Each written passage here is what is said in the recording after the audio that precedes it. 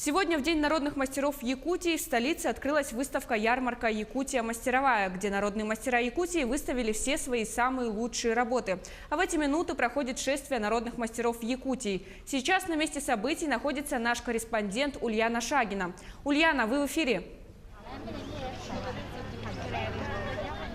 Кристина, здравствуйте. Сегодня большой праздник для народных мастеров Якутии. В первой половине дня в Доме дружбы народов имени Кулаковского открылась выставка-ярмарка «Якутия мастеровая». А далее участники выставки прошли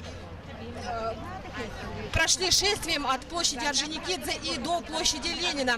Все были в красивых национальных одеждах не только народа Саха, но и коренных малочисленных народов Севера. Всего в шествии приняли участие более 27 улусов республики. Кто участвует в шествии?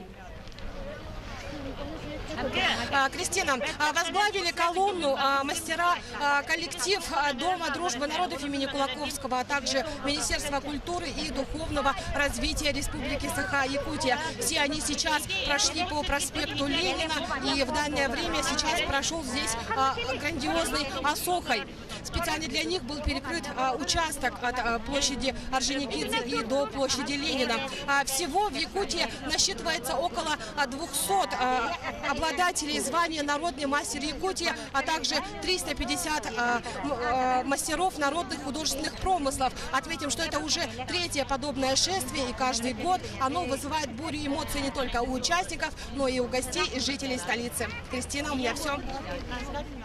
Спасибо, Ульяна. Я напомню, на прямой связи со студией была наш корреспондент Ульяна Шагина.